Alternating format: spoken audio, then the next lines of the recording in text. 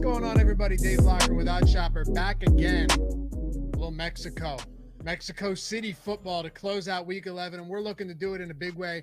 I'll keep this video shorter, but there's one spot that I definitely like in this game. We're going to talk about all of it, all of the strange conditions, injuries, everything we've got going into this game for Monday Night Football in Mexico City. So hit that thumbs up, subscribe to the channel, and leave a comment down below.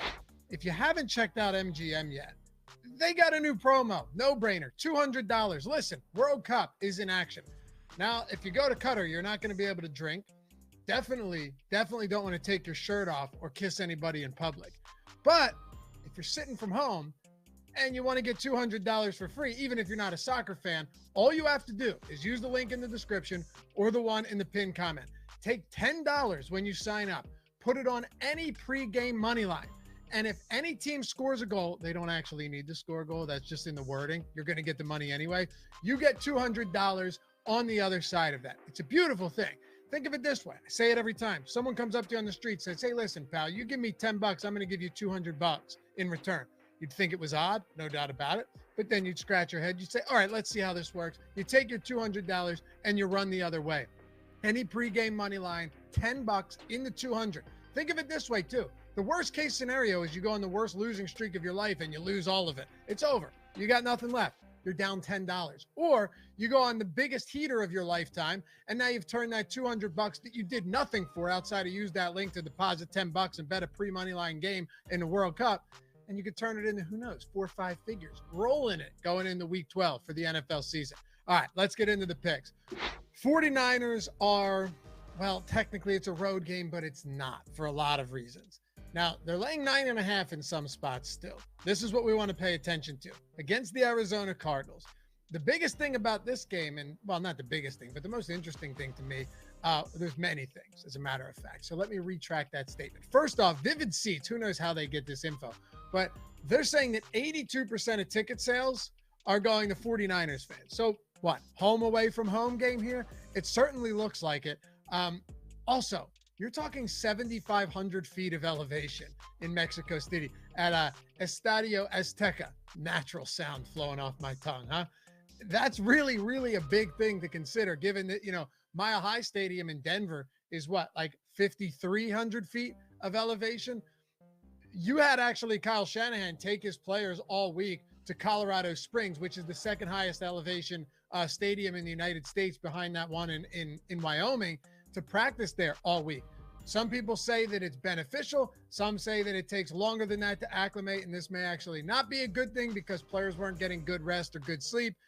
Who knows? Meanwhile, Kingsbury kept his guys back at home in Arizona, did some altitude training there. It's hard to say. I don't want to factor all of that in too much. But what I do know is you're talking 7,500 feet of elevation, and a game in 2018 was moved out of Mexico City because the field conditions were terrible. The air quality is not.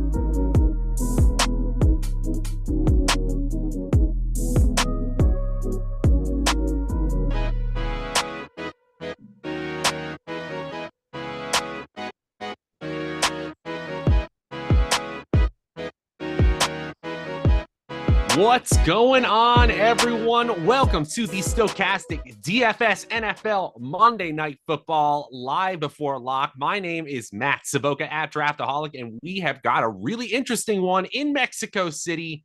It's the San Francisco 49ers and the Arizona Cardinals. This game has ballooned to a 10-point spread, a 43.5 point total, and here to break it down with me is the Showdown Shaman. Once again, it was nice to be here for a Sunday night show with you, and now we're back for a Monday night. We're just doing it back-to-back again in this first Mexico City game of the 2022 season. You know him as Player Q DFS on Twitter. Neil Orfield, what's going on, man? How are you? Yeah, not a lot. Happy to be back here with you again tonight. last night. I was telling you before the show, I was pretty disappointed.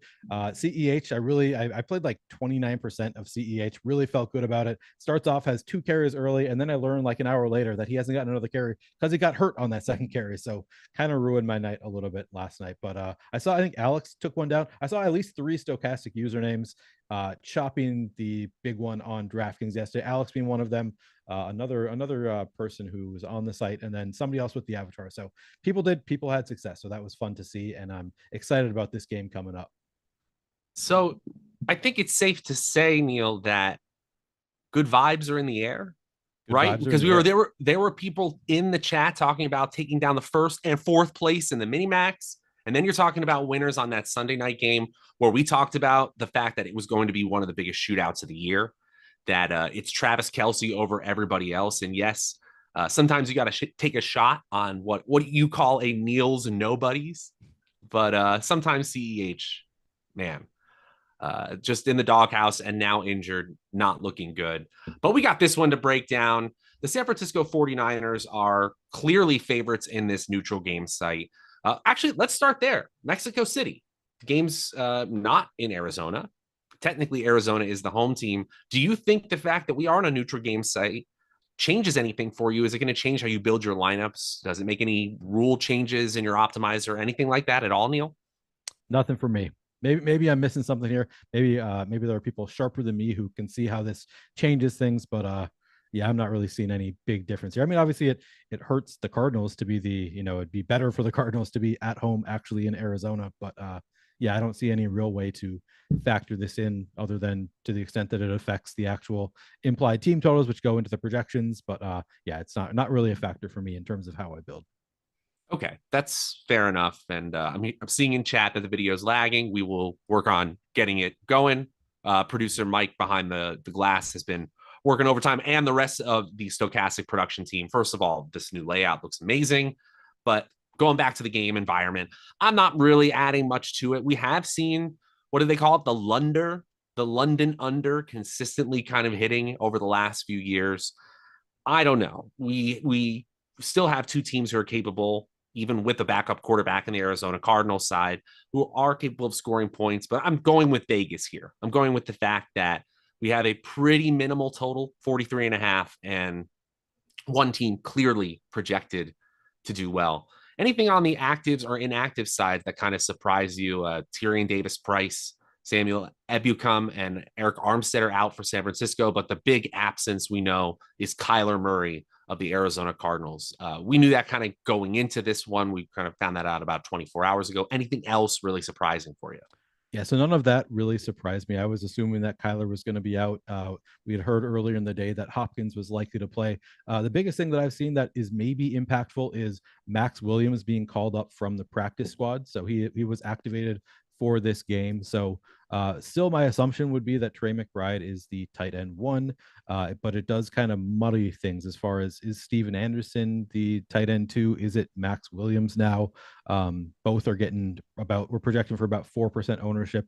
I think that I'm going to have some interest in both of those guys as having potentially bigger roles now, with obviously Zach Ertz being out. So that's why Trey McBride kind of thrust into that tight end 1 presumably role, but we don't exactly know how things are going to break down. And Max Williams has had some success receiving the ball in the past. He's had seasons where he gets about 3 targets per start. So he's got a little bit of offensive skill. So I think that that's the only other thing that I noticed that kind of has happened within the past couple hours. Mr. Anderson. Yeah, may not be getting as much of the role as we thought. Relax Carl asks in the chat, who even is Max Williams? Max Williams, a former 1st-round pick. Not to say he's necessarily lived up to that potential, but he's played for several years, a couple teams here, his 2nd team, technically, drafted by the Ravens. We'll see. If he ends up making a real impact. I still think Trey McBride gets the first crack at the receiving a large amount of the routes for the Arizona Cardinals at the tight end position. Not really much else I'm seeing from the actives, inactives really changing our opinions. I do think that the spread has moved about 2.5 points with the confirmation that Kyler Murray is out. It gives you an indication of what the books think about Kyler Murray at this time.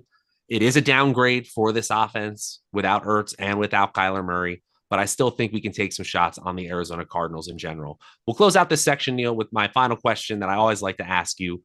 What are the percentage chances you think this game shoots out, meaning it goes 7 points over its projected total? So that would be 51 or more points tonight. Ooh. I'm going to go with there's an 18% chance that happens. I think it's under 20% too. I had it under 20 as in my notes, because ultimately this team, especially in San Francisco, just loves to run the ball.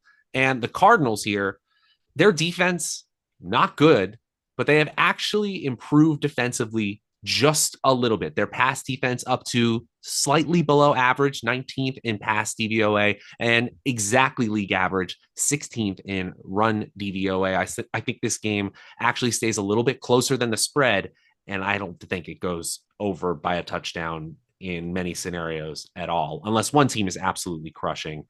What do you say we break this one down from a team by team and a position by position basis going? Let's do it.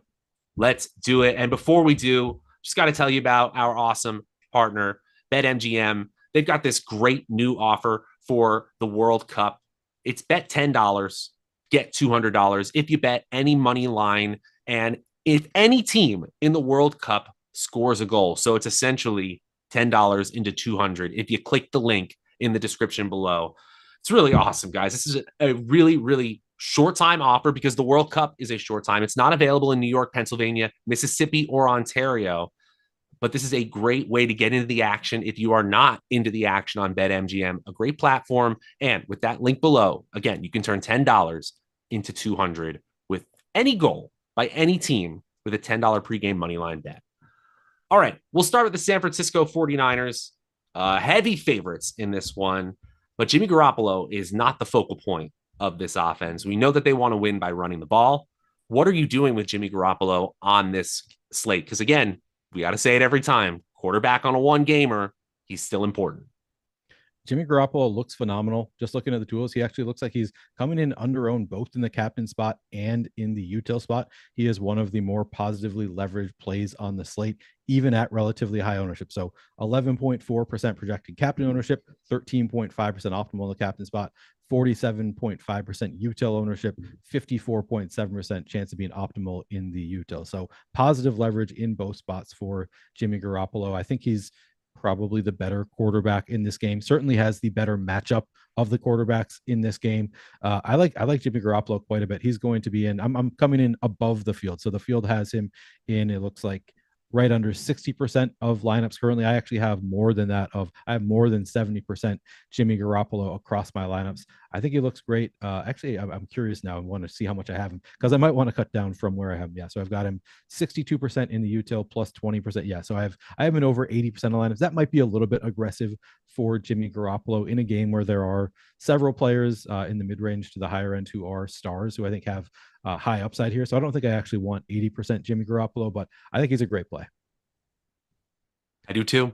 I was kind of leaning you away from it a little bit, but ultimately the San Francisco 49ers aren't Chicago Bears, Atlanta Falcon level running the ball this year. They're 24th in team pass plays per game. That's not 32nd in the NFL.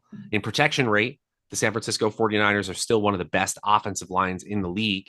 And while he doesn't pass a lot, he is fairly accurate and he gets efficiency from his receivers when he does get completed passes. He's third in yards per attempt, fourth in adjusted yards per attempt. In true passer rating, he's 16th in the NFL. QBR, he's 19th in the NFL. So we can kind of tell through the eye test that he's not the most efficient, and certainly not the most aggressive quarterback, but he is accurate. He does complete passes under pressure. And I don't think it's a hot take to say that he might just be straight up better than Colt McCoy. So when you got a choice between two bad quarterbacks, we'll take the less bad of the bad quarterbacks. And I'm actually not convinced Jimmy Garoppolo is just completely terrible at the position. So as you said, looks strong on our tools, essentially the same salary as Colt McCoy. So it makes sense that if 4 out of 5 lineups, as you start to crunch and I'll obviously alter your lineups, you're going to get to a ton of Jimmy Garoppolo. What's the downside here? You know what it is, guys. Christian McCaffrey, Deebo Samuel rushing the ball. Jimmy Garoppolo throwing something like 16 times and not finding the end zone in any pass attempts. He doesn't really have a ton of rushing upside. In terms of carries per game, there are 37 quarterbacks who have started a game who have averaged, obviously some are a small sample, who have averaged more carries per game than Jimmy Garoppolo. Not great. He still has 2 rushing TDs, so it's not impossible. What do you think would be the playbook for people who don't want to play Jimmy Garoppolo? Because obviously the 49ers are a run-based team. Yeah, I mean, I think it's totally reasonable to not play Jimmy Garoppolo. And I did just lower his projections slightly. So now I'm getting to just 70% of Jimmy Garoppolo, which is more in line with what I think I'd like to be, where I'd like to be at. Certainly, there are a lot of different ways to go without Jimmy Garoppolo. As you said, we've got Christian McCaffrey on the high end. We've got Deebo Samuel. We've got Ayuk and George Kittle in the mid-range. And then, of course, we've got the other side. We've got DeAndre Hopkins. We've got Renham. We have plenty of places to pay up. And I think that you can, make a lineup where you assume that just we're getting rushing touchdowns from Christian McCaffrey. And now we've got Eli Mitchell in the mix as well. So we've got 3 potential rushing options if you still include Deebo Samuel there for the Niners. We've just got a lot of ways to write a game script where it's not Jimmy Garoppolo throwing touchdowns. It is San Francisco players rushing touchdowns in. And of course, Jimmy Garoppolo can throw a touchdown, maybe even 2 touchdowns and still not be optimal. 2 would be a little bit more difficult, but he could certainly throw a touchdown, put up 12, 13 fantasy points and still not be optimal. So I don't think you need to have him in your lineups, but he looks good in the tools. And I'm going to play most of my lineups under the assumption that he does have a solid game. I would agree with that. Right now in our tools, which, by the way, guys, if you haven't refreshed recently, we do have a fresh tools update over on Stokastic.com. Looks like he's in the optimal lineup, either as a captain play or as a flex play on DraftKings over 2/3 of the time in our latest simulations. We move to the running back position, and I think it's safe to say, based on reading your article on Stokastic.com, by the way, guys, if you're not checking out Neil's Showdown content over on Stokastic, as well as the stuff here, you're really missing out. It's really, really great stuff, man. But Thank you. Christian McCaffrey, you called him the A1, the top tier player on the slate. I believe it's 3 points more as a median projection compared to every other player on the slate. Break down how you're approaching Christian McCaffrey on this one gamer. Yeah, and I mean that's not my own projections. That's nothing that I'm doing. I'm just reading the that section is just reading off the Stokastic projections, maybe giving a tidbit here or there, but for the most part, just saying like these are the guys that project the best. Generally, you want to start your lineups with players who project well, and Christian McCaffrey is one of those players. He projects better than anybody else on the slate. It was interesting last week. We saw a split in terms of opportunities with Christian McCaffrey and Eli Mitchell, but McCaffrey did play 65% of snaps to Eli Mitchell's 35%. And I would assume after they traded for Christian McCaffrey, they intend to use him as the primary back most weeks. We don't know that for sure, but I like Christian McCaffrey quite a bit. I have 68% McCaffrey in the util currently, plus 19% in the captain spot. I'm totally fine with it. I mean, Christian McCaffrey, maybe the best fantasy player in the game. He's involved in the passing game, he's involved in the rushing game, and he's just so talented that he puts up fantasy points in a hurry. He is the most expensive player on the slate, so there is that going against him. It's tougher when you are leaving salary on the table, but I'm leaving a good amount of salary on the table and still getting to a ton of Christian McCaffrey. Maybe you're worried about the potential for injury. We've seen him injured so many times the past couple of years, but you can't, that's true of any football player. So maybe I'm going a little bit aggressive, getting to 80% Christian McCaffrey in my lineups, but actually nearly 90% Christian McCaffrey in my lineups. I might want to cut back slightly from that, but he's just assuming he plays a full game. I think he's got the clearest path to huge fantasy points. And as you said, he just projects 3 fantasy points better than the next best player on the slate. So here's what's tough for me, Neil. Eli Mitchell was out of the picture until week 10. Yep. And we saw the perfect trend line starting to develop, right? It was 10 opportunities, that's targets plus rushes for Christian McCaffrey in week 7 compared to Jeff Wilson's 8, Tyrion Davis-Price 4, Kyle Juszczyk 4. Not worried about them. And then in week 8, the week after that, it's 27 opportunities total for Christian McCaffrey, 6 total for Jeff Wilson. Jeff Wilson gets shipped out of town. There's a bye week, week 9, and then suddenly Eli Mitchell's back in the picture, and they tie with 20 total opportunities each. Now, I don't think that Christian McCaffrey and Jeff Wilson, or excuse me, and Eli Mitchell are the same exact player. No, I don't at all. I'm a person with eyes who watches football, but that's alarming to me when you have such a difference in salary. I know what our projections say. I know what our tools say. But if Eli Mitchell is going to get the same amount of opportunity and similar opportunity value, you have to at least consider Eli Mitchell. I love when Stokastic takes a strong stand, as we do today, but there is some upside here for Mitchell, the secondary running back. 100% with you. I love Eli Mitchell today as well. So I actually, after I said, noticed how much McCaffrey I have, I'm like, I'm a little bit uncomfortable with that much. So now I'm down to like just under 75% McCaffrey overall in my lineup. So I'm a little bit more comfortable with that. Eli Mitchell, though, currently I'm at 20%, and I had been getting to more, and I'm trying to get even above that number because I'm with you. Like, if we just see now, obviously he played 35% of snaps last week, so I think that is indicative of more likely we're going to see more Christian McCaffrey. I think that, he just Mitchell saw just an absurd amount of opportunities per snap, essentially. And I don't think we can count on that always. But even if he is getting 35% of the opportunities, they like to run the ball a lot in San Francisco. That's still going to be a lot of opportunities for a player who is 5,800. And then there is the upside for more. As we saw in the last week, maybe it was intentional that he was just getting an opportunity for every snap he was on the field. So I'm with you. I love Eli Mitchell here at 5,800. I'm trying to get in the field. He's only at 13.8%. That surprises me after seeing how many opportunities had in the last game. But I do think that there's a possibility that it really is that low, because most people are looking at it and saying that's a fluke. Like, obviously this is Christian McCaffrey's backfield, but I'm with you that there is at least the possibility that Eli Mitchell gets more closer to an even split than we are expecting. So I like Eli Mitchell quite a bit as well. And I also have to mention I'm poking holes, right? Because I'm just trying to look at the reason Christian McCaffrey could fail, right? We're never really touting individual players. Obviously, we have leans one way or the other, but we're trying to figure out the range of outcomes here. And when the median projection points to Christian McCaffrey being a strong play, we want to see ways that, we could bend things. And so if there is an opportunity that you want to leverage the way that most of the field is going in that way, you just have an opportunity to do so. I still see Christian McCaffrey as possibly out targeting Eli Mitchell on a 3-to-1 basis. That really matters, especially if you're playing on a full point PPR platform like DraftKings. But even in touchdown upside, I still think Christian McCaffrey heavily outpaces Eli Mitchell on a per touch and per drive basis. I still like Eli Mitchell as a large field tournament play, but let's not kid ourselves. Christian McCaffrey on paper looks like the optimal captain play if you can possibly fit him into your lineup, even in cash games, right?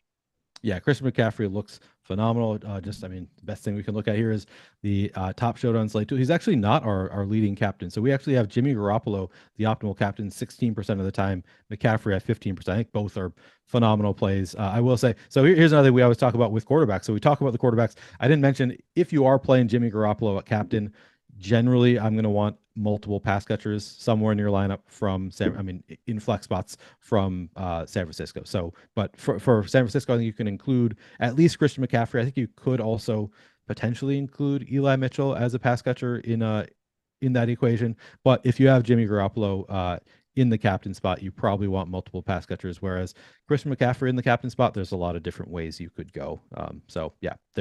Those two are, by far, they outpace the rest of the field in terms of optimal captain odds. It's either one or the other for sure. Are you getting to any other San Francisco running backs? Really, it's Kyle Juszczyk that we have in the projections. That would be the other consideration. Plays that fullback, H-back role. Does occasionally get targets here. Do you have some sprinkles of Juszczyk today? Yeah, it's tough because I currently have 1.2% Kyle Juszczyk. So he had gotten in the 2 prior weeks before the last game, had gotten 4 targets apiece in those games, which for a guy like Juszczyk at 600, with also that, he's got that fullback potential for vulturing a touchdown. It's sort of an interesting play, but we saw 0 targets in the last game. And now I'm like, well, if they have both Christian McCaffrey and Eli Mitchell in there, maybe they don't need to use Kyle Juszczyk quite so much. So I do think he probably loses some opportunities. Who knows? It is also we have a 1-game sample size of both McCaffrey and Eli Mitchell. So I am just projecting that a little bit too. Kyle Juszczyk probably a little bit less involved, but he's obviously a talented guy. He's been there for forever. They love Kyle Juszczyk. So maybe he doesn't lose opportunity. So maybe my 1.2% is a little bit light. Maybe I need to get above that a little bit. But we've got him at 6.2% ownership. That seems about right to me. If someone were asking me over or under 0.5 red zone opportunities for Kyle Juszczyk, and I didn't know anything about the San Francisco 49ers matchup, I'd probably say over. And in a showdown slate, when you're talking about a 600 salary player, sometimes a player like that can be very valuable. MM3 Chipoletti is leaving us a super chat. We appreciate the super chat etiquette. Leaving us, first of all, fantastic super chat, but also talking about the running back position. Just phenomenal work here. MM3 Chipoletti. Hopefully I pronounced that right too. What about leveraging by using both Christian McCaffrey and Eli Mitchell? I'm assuming that's what he means here as we're talking the San Francisco running backs. First of all, I absolutely love that Lofty has made super chat etiquette a thing. I'm not sure if that's a thing on other channels, but just it's incredible. Super chat etiquette. Yeah, just super chat us about the position we're talking about. That's perfect. But yes, I think that's a great play. I think that I'm going to have lineups with both Chris McCaffrey and Eli Mitchell. Again, not a lot of people are going to do it, but if we do see something close to a 60-40 split, I think both of these guys are very live to pay off their price tags. Now, obviously, they are relatively expensive together, but San Francisco likes to run the ball. We could see Eli. I mean, if we just see the exact same opportunities they saw in the last game, it could certainly pay off these price tags. So no problem with it all, and it's probably going to go a little bit underutilized by the field. Yeah, just to remind you, if they got the same opportunity usage and you took Eli Mitchell and Christian McCaffrey, you'd be capturing 40 opportunities in 2 players. I'll take my chances there in a couple lineups. No, I don't think that's the most likely outcome, but when we know it's in the range of outcomes, it's certainly viable. Let's move to the wide receiver position where we actually have 2 solidly projected wide receivers in Deebo Samuel and Brandon Ayuk. Ayuk is really interesting, not necessarily because he's super cheap, but because he's such a similar salary to Deebo Samuel, and we don't have much of a projection difference between the two. It actually surprised me a little bit heading into this one, but I get it. With Christian McCaffrey in the fold, we can't trust Deebo as much, and Ayuk has seemingly earned more opportunity within this offense. Talk to me about these top 2 wide receiver options and what you're doing with them today. So I think currently I'm actually a little bit under the field on both of these guys, just because of the way I build and the amount I'm getting of Garoppolo and McCaffrey and some of these other players. I'm a little bit under the field, but they both look phenomenal. Deebo Samuel, 9% projected ownership in the captain spot, 10.6% chance of being optimal, 38.6% projected ownership in the util spot, 45% chance to be an optimal. So we just see pretty positive leverage on Deebo Samuel anywhere you play him tonight. It is interesting because like he's losing his running back snaps essentially. He's just being played as a wide receiver. So that loses a little bit of luster for him, but he's a great wide receiver too. There's no reason that he can't be just one of the top wide receivers in the league without adding in those carries. So I like Deebo Samuel quite a bit. As I said, we've got the field at, let's see, 50, just a little bit under 50% ownership overall. Oh, never mind. I actually am getting close to where the field is. So I am maybe actually even a little bit above the field. So I should have checked that before I said I was below. No, I am getting to a little bit above the field on Deebo Samuel. I'm glad to see that. I'm happy to be slightly above the field there. He's got positive leverage in both spots. And then Brandon Ayuk, 6.3% projected ownership in the captain spot, 6.9% optimal, 31% projected ownership in the util spot, 33% optimal. So just slight positive leverage on Brandon Ayuk. I am a little bit underweight to the field in the util spot. I've still got him around 23% and then 5% in the captain spot. I'm okay with it. If he bites me, he bites me, but I've got at least a few outs if Brandon Ayuk has a huge game. We saw a couple of 8 target games early in the season for Brandon Ayuk, and then it seemed to kind of simmer down, a couple of 4 target games. Week 6, 11 targets. Week 7, 11 targets. A little bit back down to earth, 6, still 7 opportunities still compared to Deebo Samuel's 10 the last time we saw them on the field. Look, Deebo Samuel still had 4 rushing opportunities, so it's not completely gone, but it's not like last year, where we might see 7, 8, 9 rushing attempts on top of probably a 5 to 6 target floor as well. Brandon Ayuk has been a big play wide receiver for this team. He really does intrigue me tonight. And I do think lineups with Jimmy Garoppolo and both Samuel and Ayuk will be quite popular just because it'll just be a fade McCaffrey build. I still think it's a pretty good way to start out your lineups and then take a Neil's nobody to get some contrarianism in there as well. Talk to me about Juwan Jennings, Ray McCloud, maybe Danny Gray at the bottom of the projections here. What about these tertiary options? And they really are down the totem pole because we got a tight end we got to talk about as well on this offense. Yeah, so the one that I'm the most interested in from that group is Juwan Jennings. Played 32% of snaps last week. He is the wide receiver 3 for the Niners. At least that's the way I see it. He is the wide receiver 3. We did see Ray McCloud a couple weeks ago in week 8, played 57% of snaps. That was with Juwan Jennings out. But typically when Jennings has played, we've seen him get more of the snap count than Ray McCloud. Of course, Ray McCloud has that kind of home run kind of speed. He could score a touchdown and pay off his price tag. But I think as far as those tertiary receivers go, it's Juwan Jennings number 1 for me, just because he gets the most opportunities. Ray McCloud played 10% of snaps in the last game. If you want to take a shot, I currently don't have any. I had been getting to around 2-3%, right about where we've got him project for 3.7% ownership. That seems about right for Ray McCloud. I'd like to be right around there, maybe a little bit above that, but currently I have 0, so I'd have to continue crunching to get more of Ray McCloud. I think he's a fine play, but as I said, 10% of snaps, he's really kind of a home run or bust. Whereas Juwan Jennings, I think, could actually see 5-6 targets in this game, so he's got a safer floor and a higher ceiling. I'm not currently playing any Danny Gray, and I don't think I'm going to. Just hasn't. He didn't even see the field in the last game. Yeah. We technically have him as like a last man in, and it's fine that some of our sims do have him scoring, but 0, very, very, very much in the range of outcomes for him. I do have to say, Ray McCloud was something like 600 to 1K. I think he'd be really appealing just because he is used as a gadget player. I do like these Kyle Shanahan gadget players on a showdown slate.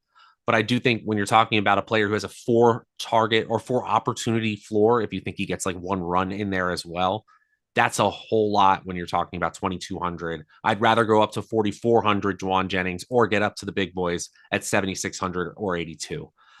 I think that kind of covers the wide receiver position. We got to talk about George Kittle, who is the man in this passing game. Despite Christian McCaffrey being there, he is always a factor. I'm seeing it in chat that a vintage George Kittle game incoming is the way that some people are reading this. Don't think that's crazy. We talked about the pass defense of the Arizona Cardinals being slightly below average. Talk to me about Kittle.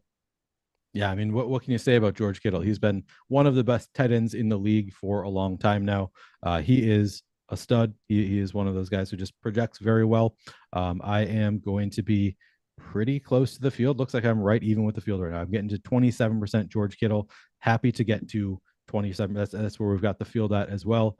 Just looking at the tools though, he looks even a little bit underowned there. Like you should maybe even prioritize him a little bit more. He's only 7,000. The price is right. 6.5% projected ownership in the captain spot, 7.9% chance to be an optimal. So he looks like one of our better leveraged captain spots for George Kittle. And then the util spot, 28% ownership, 32% chance to be an optimal. He certainly, it would shock nobody if George Kittle, puts up 100 in a touchdown or has a couple of touchdowns in a game. A lot of weapons for San Francisco. That's the only thing kind of holding them back at this point, but certainly has the talent and should have some opportunities. He's awesome, man. He's an incredible football player, but we got to talk about the touch squeeze that is absolutely on. And you kind of alluded to it at the end, but it's real. And it's a reason that you could argue that he's fadeable in a 1-game slate. I mean, look at week 10, 2 targets, 1 reception, 21 yards. That's an atypical George Kittle game for sure. Just 3 weeks ago, we saw a 9-target game, catching 6 of them, 98 yards, 21 fantasy points, the most among all tight ends on that week. He had a 10-target game the week before that. That's the ceiling we're talking about. But we've had 4 games with 5 targets or less already this season. And we got CMC in the fold tonight. It's tough. I love George Kittle, the player. He's used as a blocker a ton. He's on the field all the time. But if you said, hey, I'm only playing 3 lineups, 5 lineups, and I just can't do it with George Kittle, or I can only play one George Kittle, I get it, because sometimes, especially if the game goes in the way that Vegas says it's going to go, where they're going to be up, hopefully most of the game, 10-point favorites, maybe they lean on the run, and that means George Kittle's usage gets diminished a little bit. Yeah, no, I think I'm with you. The touch squeeze, as you say, is certainly a concern with George Kittle. We see that he's a little bit under-owned in the tools. I'm probably going to be. I'm not trying to take a stance on George Kittle one way or another. It's kind of how it breaks down for me. The field's at 27%. I just ran a new crunch. Now I'm below the field. Maybe I'll run another crunch and get above the field. I don't, as long as I'm close to the field on George Kittle, I don't think it's a spot where I'm trying to take a huge stand, because he's clearly got the talent. We've got positive leverage in the tools, but then, we always have the concern of there are a lot of mouths to feed in San Francisco. So it's tough to really trust any of these guys in too many of your lineups. Fair enough. Is there any other tight end you're interested in or even playing today? Because I can look at our projections, and right now, no other San Francisco tight end has a projection above 0.5 fantasy points. I think that I am going to take the risk of not playing any San Francisco tight ends and just watch it bite me on the first drive, as it always does. When I don't play somebody, it's going to bite me on the first drive. So you should maybe think about playing a Ross Dwelly or a Charlie Warner, but I'm not going to. Or Tyler. We've got 3 other guys with some projection. Tyler Kroft, I figured we'd have one Niels nobody in here. No? I am sorry to disappoint you. I just think that there are better spots to be attacking with some nobodies who might have better opportunities. So yeah, I think that I'm just gonna, if they score a touchdown on the first drive, I'll turn on Yellowstone. When Charlie Warner gets in there and we're just devastated. Yeah, it's not a bad show to turn on if you're not in the money that night. I think that pretty much covers it for the skill position players and the quarterbacks, of course, for the San Francisco 49ers. Anything else you want to mention before we get to the other Arizona Cardinals? Of course, we'll talk about defense and kickers at the end for both teams. No, I think we've talked about all of the San Francisco skill players that we need to talk about. Okay, cool. Well, I haven't talked about no house advantage, and we absolutely need to talk about no house advantage. I haven't checked since the beginning of the show. Just going to talk about how much overlay they've had this year, what a great platform it is to play over there. Certainly it looks great. And we have some awesome offers for you. If you click the link in the video description below, you can get up to a $50 first match deposit bonus over there. They have these play-in pick'em contests versus other people where you can win a shot at winning $150,000. And they have this new versus the house mode where you can 20x your entry fee if you hit all of your picks, where you bet up to 5 prop over unders for individual player matchups. They've got NFL, NBA, PGA, MMA, NASCAR, MLB when they're all back. And again, up to a $50 first match deposit bonus when you sign up with the link in the video description below. Or with the link in the video description below. I'm also checking the overlay right as I go because I want to see if I want to enter this $15 contest, 45% full tonight. The $5 entry contest over on No House Advantage, just 40% full. Overlay is the name of the game in DFS, and there's really no better place right now to get that than No House Advantage.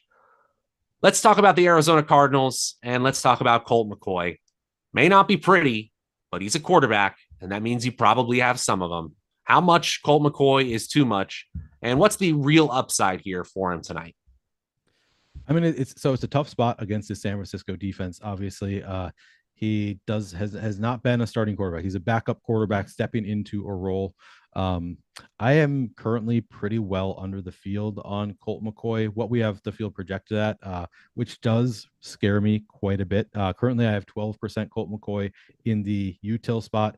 In the captain spot, I do have, how much do I have? 15%. So I'm well above the field in the captain spot. I'm okay with that. I think that I'm taking the shot that Colt McCoy has a big game. Then I'll have him in the captain spot where he's going to be not very high owned. I don't know. He's probably better. Let me actually check he's probably better in the util spot, but let me see what our tools say. Yeah.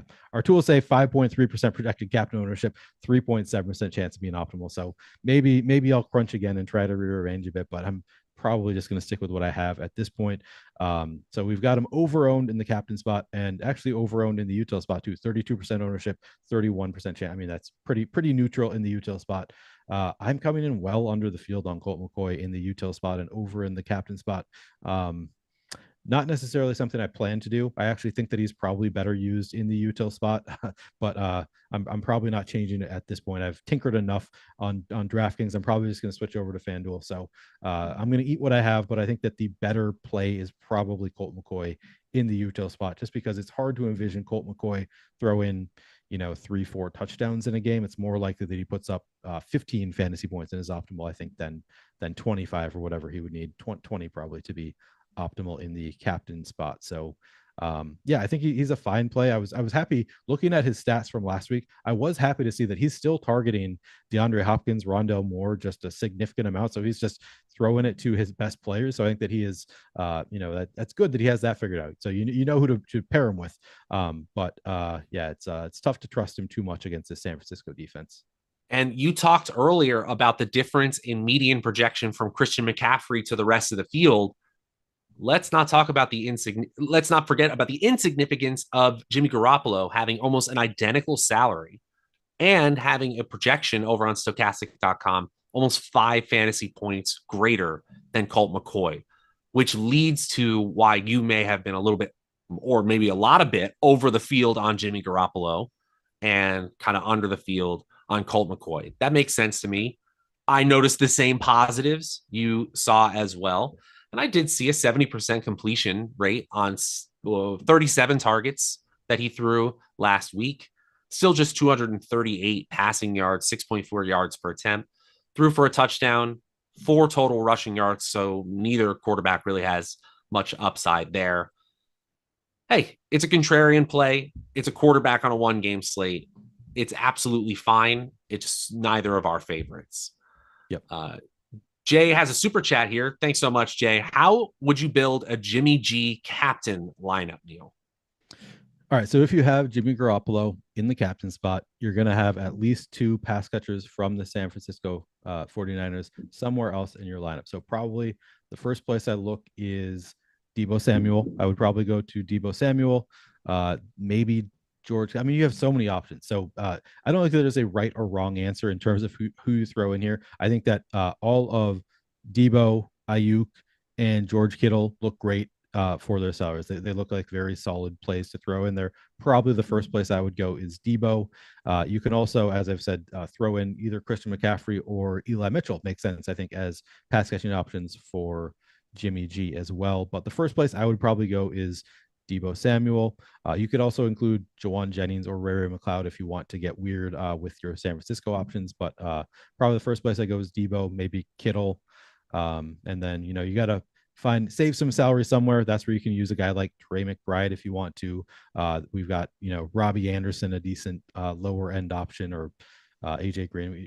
A lot of ways to save some salary, or obviously kickers defense is always in play as well. So a lot of different ways you can build it. But the one rule I would say is you need to have at least 2 pass catchers from the 49ers in any lineup with Jimmy Garoppolo a captain. If I would add one thing to that, I would add Christian McCaffrey to that group of pass catchers just because of his dual role, even though he technically plays the running back position. The Claw 28, thank you for the super chat. We will get to that one when we talk about the wide receiver position, but let's hit the running back position real quick for the Arizona Cardinals. James Conner is going to be the main guy here, especially with Eno Benjamin now out of town. You got Keontae Ingram, Corey Clement, who are projected for a combined less than 5 fantasy points. Meanwhile, James Conner, his median projection in our sims, over a dozen fantasy points. And the salary is not too bad. 8,600 is okay. How are you feeling about Conner? I think in our tools, he's looking kind of a little bit overowned, but not terribly. Yeah, overowned in the util spot. We've got him at 7.6% projected ownership, 4.5% optimal in the util spot, or sorry, in the captain spot. In the util spot, he's very neutral, 32% ownership, 32% optimal. So completely neutral in the util spot, a little bit overowned in the captain spot. I think I'm coming in under the field on James Conner just a little bit. I'm coming in at 21% in the util. In the captain spot, I have 13%. So I'm actually doing the opposite of what the tools say to do. Sometimes I have to do that just because of the way I build with my trying to save salary and trying to get unique. And I think that James Conner is a guy that certainly can get there without, there's no correlation there. Like, you don't need to have anybody else in the lineup with James Conner in the util spot. But in general, I think that James Conner is certainly a great play. I mean, he played like 96% of snaps last week for the Cardinals. I don't think we can expect that most weeks. That has not been historically what they do. He usually plays around 70% of snaps, somewhere in that kind of range. I think that is what we're going to see more frequently. Maybe I'm wrong. Maybe they really trusted Benjamin. They don't have that same trust in any other of the backup running backs, but most likely I think that we see James Conner playing about 70% of snaps, and he's a great receiving back. He's got a lot of ways to score fantasy points. So I think that he is a perfectly fine option, getting about as much ownership as he should at around 40% total ownership. I would go as far as to say he might actually be a really good option tonight. James Conner had 24 total opportunities in the last game that he played in week 10. That's the most he's had all season. Before that, his season high was 18 total opportunities. And what did we also see? 2 touchdowns. The multi-touchdown game was the quintessential James Conner game in years past. We actually had not seen a touchdown from him since week 1, 23 fantasy points. Now, that might be wishful thinking 2 weeks in a row, but if you're going to get 21 carries, run 15 routes, get 3 targets, catch all 3, there's serious upside, especially when so much of the field is going to be going to those San Francisco top options because of what the game spread looks like. So I do think James Conner, especially when you're trying to build for an alternative game script, where the game script goes differently than most people think, than Vegas even implies, James Conner in those flip the script narratives looks pretty good to me. And the 24 opportunities in a 1-game slate is always going to be interesting to me. So I think, even though our tools kind of have him as a neutral player, there is serious ceiling upside that I can't ignore. What about the other Arizona Cardinals running backs? Are you taking some contrarian stances on Keontae Ingram, the Corey Clements of the world at all? Yeah, a little bit.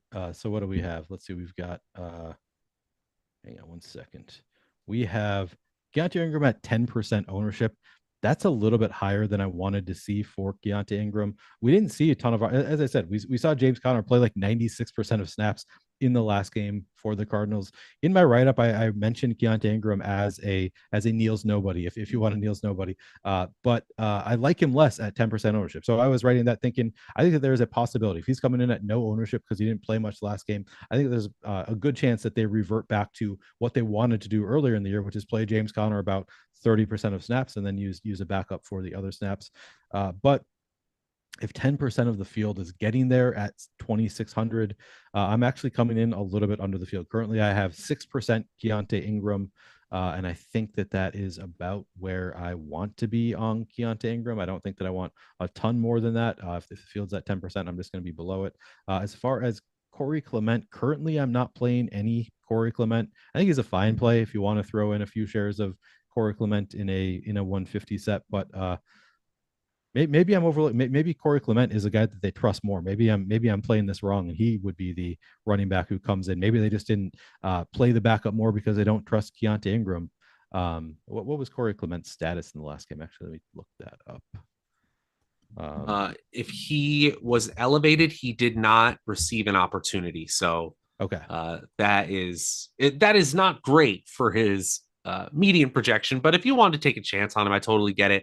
I think you can look at Benjamin, who was the secondary running back, and looking at his usage and try to guess what Ingram's possible usage would be. I think the real ceiling here, barring injury, is 6 opportunities, rushes, and targets. So between the two, maybe you're talking 7 ops.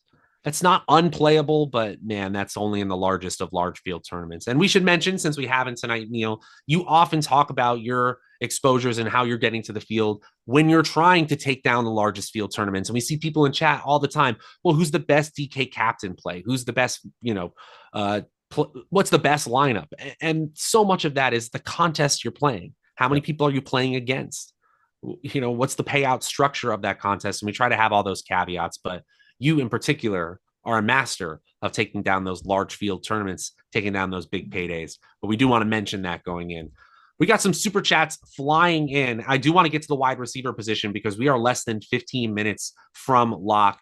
And I want to get to the previous super chat as we get to DeAndre Hopkins. Straight up, Neil, DeAndre Hopkins or Deebo Samuel? You know nothing about the contest or the rest of the lineup. Who would you rather have in your lineup tonight?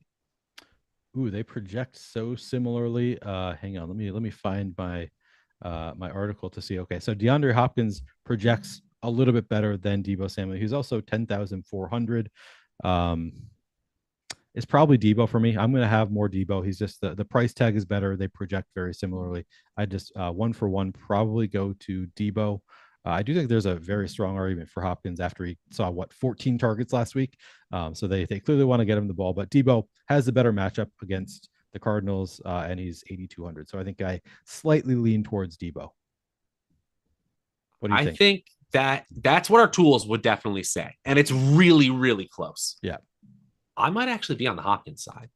All right. Might be just because I think that there is a dozen target upside for DeAndre Hopkins. And again, if Deebo Samuel got 12 total opportunities because of rushes, I think that's not unreasonable to say, but the value of an individual opportunity, a downfield opportunity for DeAndre Hopkins is a little bit more, and he might actually get more of them.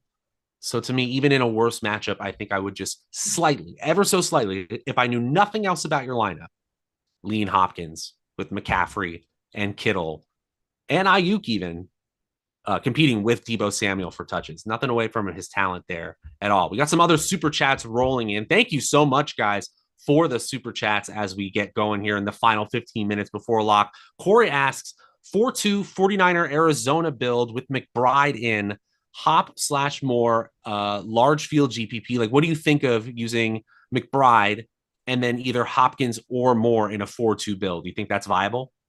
Absolutely. Yeah. Do you have Colt McCoy in that build? I mean, you could include both. You could do a Colt McCoy with both Hopkins and McBride and Rondell Moore. You could do a full onslaught 4-2 if you wanted to. But absolutely, yeah, including two pass catchers from that group, even without Colt McCoy, is going to be viable.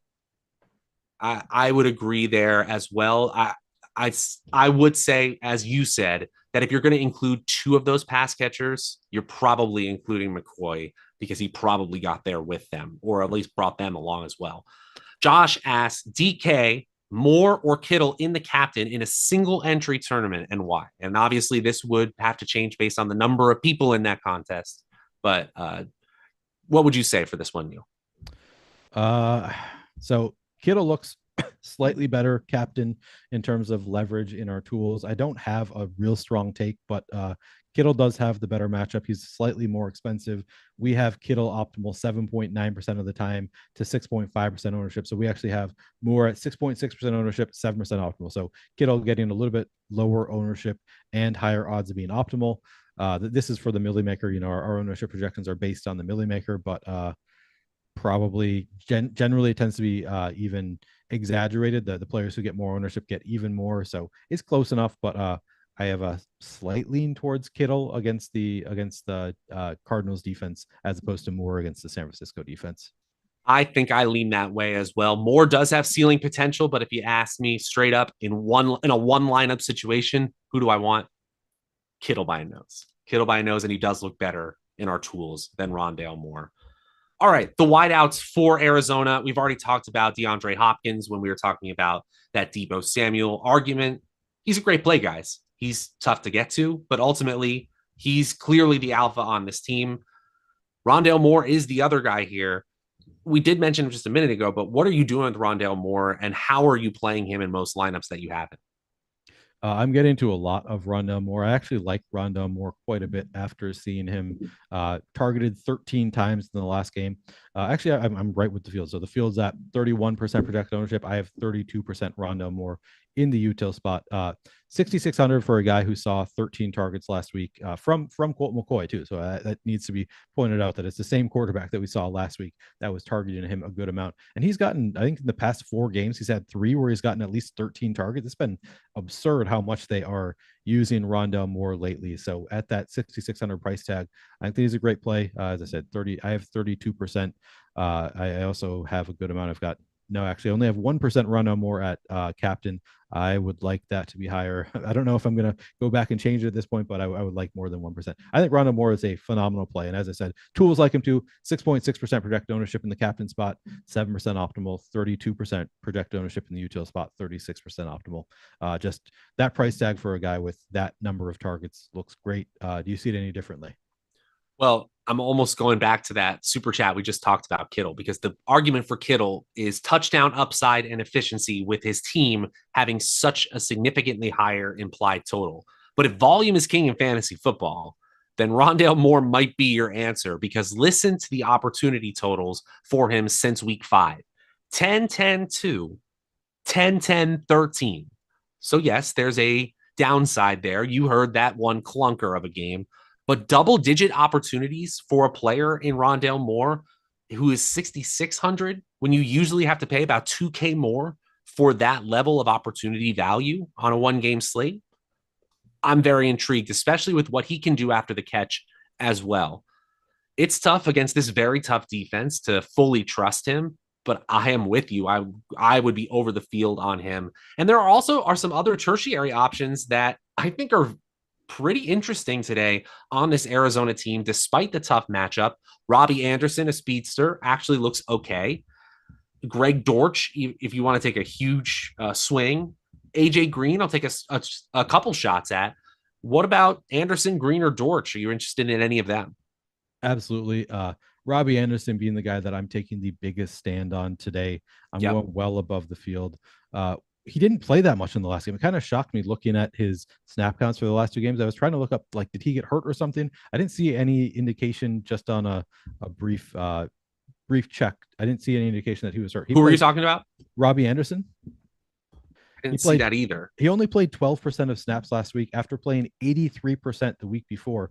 And as far as I can tell, there was no difference in terms of who was healthy. Maybe AJ Green got hurt in week 9 early in the game because he only played 1 snap in week 9. So maybe that was it. I could not find any information on why there was a huge disparity. We went from AJ Green playing 2% to 44% last week, and Robbie Anderson going down from 83% to 12%. But my assumption would be that Robbie Anderson is going to play more than 12% of snaps. They traded for him. They clearly like him, and he's a guy that, even with 12% of snaps, Robbie Anderson has the ability to break a slate on one play. So I think that he's not the best play. Obviously, he was getting 12% of snaps at 4,000. His price tag is too expensive for his opportunity, but I assume he's going to play more than he did last week. He's going to be closer to where he was the week prior, and he's a. Oh yeah, that's a good point. Darko Novakovic points out he did fight with a coach. Wait, wasn't that back when he was on Carolina? Yeah, he got kicked out, but he really was traded. It's probably that's when the trade went down, and we just didn't know it yet. Yeah. Anderson is the player I'm taking a chance on. Dortch, to me, is a straight up Rondale Moore handcuff. And if Rondale Moore, who has had some soft tissue injuries already this season, does tweak something, we don't want that. Dortch would come in and basically run the same route tree. AJ Green is a break glass option on this offense, but may see a red zone opportunity or two. He's still not that cheap at 4,800 on DraftKings, so I'm not really that interested. I'd rather have a player in Anderson who could, at least with a 3-target game, still get there if one of them goes for a big quintessential Robbie Anderson 60-plus yard touchdown, something like that. We only got 5 minutes to lock, so I do want to talk about this tight end situation, and then we got to get to defenses and kickers, of course. But Trey McBride is the first one up for this Zach Ertz-less Arizona Cardinals tight end core. But now we got Max Williams in the fold. Steven Anderson is there as well. No player is more than 1K in salary. These are kind of interesting options in the Neil's nobody category, huh? Yeah, they really are. I really like, Trey McBride, I don't know that he qualifies as a Neil's nobody just because he is getting a good amount of projected ownership. We've got him at 21% ownership. I'm actually a little bit above the field. He looks great in our tools. We have Trey McBride coming in at 3.4% projected ownership in the captain spot, 5.4% optimal, and then 22% ownership in the util spot, 31% optimal. So massive positive leverage. He's just too cheap for his role. We assume he's stepping into the Zach Ertz tight end one role. I mean, maybe not the full role, but he's going to be presumably the tight end one, and he's only 1,000. So I like Trey McBride quite a bit for the price tag. Beyond Trey McBride, I am taking some shots on Max Williams and Steven Anderson. Both are getting about 4% ownership. I'm actually coming in around 11% Max Williams. He could not even play. He was called up from the practice squad. He's a guy that could potentially not see the field, but he's shown some talent in the receiving game in the past. I think both these guys are fine options at around 4%. I'm at least double the field on both Anderson and Max Williams. The one that really sticks out to me by far is still McBride. I will say 87% snap share in week 10. Once Ertz went down, ran 27 routes. Yes, only saw one target, 7 receiving yards, unimpressive, sure, but I still think that this is the guy they want to be, that receiving tight end. You have to have 3 active tight ends on game day because there are 3 tight end sets that the team needs to have available to them. That's really where I see Anderson or Williams. If they get one red zone target and they turn it into a touchdown at 200 in salary, they're going to be very live in the optimal lineup. So I see why you're going there in the largest field tournaments, but I'm interested in the player who ran 25 plus routes at this position. So to me, 1K Trey McBride is actually a really interesting tertiary option that I will go to plenty, even though I'm not playing as many lineups as you would. Anything else about these skill position players? Because we got to talk some defenses and kickers. We are only at 2 minutes till lock. No, I think that we've covered all of the skill position players that we needed. I mean, I guess we didn't talk at all about AJ Green. We have AJ Green. Oh, I'm on FanDuel now. I mentioned him. Yeah, he could get a red zone target. Yeah, AJ Green is in play. Yeah. Dortch, another kind of home run or bust guy. But yeah, I think we both prefer Robbie Anderson as the third guy from Arizona. And we would probably prefer the San Francisco defense if we can get to them, but they are 1,600 more for obvious reasons going against Colt McCoy. Even when it was uncertain they were going against Colt McCoy, we saw this salary up there. They're probably an even more high upside play now. What are you doing with the defenses? And actually break down all 4 because we're going to head out of here right after you break this one down. Yeah, so Robbie Gould looks the best of anybody, just both from a projection standpoint and from a point per dollar standpoint. So Robbie Gould is probably my favorite of the group from a safety standpoint, at least. He's probably the first one I would put in there in like a cash game, small field kind of setting. Maybe even, in a GPP is certainly live. From there, I think San Francisco, obviously that San Francisco defense, great defense going up against a backup quarterback. What could go wrong? I think that they have the potential to have a pick 6, return a touchdown, or just have 5 sacks. There's all the potential in the world there. Arizona defense, pretty cheap, and going up against Jimmy Garoppolo, who more of a game manager. He's not very turnover prone, but in general, he's just not a great quarterback either. So I think that there is some merit to playing the kind of inexpensive Arizona defense. And then the Arizona kicker, I don't even remember what his name is. Not a huge priority for me, clearly, but I have more of Matt Prater than Robert Gould, but I think Gould is a better play in general. For sure. If you're favored by 10 points, you want that kicker first and foremost, but 4K Matt Prater, certainly viable. Saying that Colt McCoy's drives stall out isn't a hot take. That's really going to do it for this interesting Mexico City 1-game slate, San Francisco versus the Arizona Cardinals. You can follow him at PlayerQDFS, the Showdown Shaman himself. He's got written content and all sorts of video content right here on the Stokastic DFS channel. Follow him at PlayerQDFS. My name is Matt Savoca. You can follow me at Draftaholic for as long as Twitter is around. We have the process at 6:30 tomorrow. We've also got NBA and NFL strategy shows at 10 and 11, the NBA and Deeper Dive and Live Before Lock at 5 p.m., and a special edition of the Marathon Matchup Show, Thanksgiving edition, coming up Wednesday at 11 a.m. Eastern as well. For Neil and producer Mike, my name's Matt Savoca. Thanks for hanging out today. Let's win some money, Stokastic. We'll see you guys later.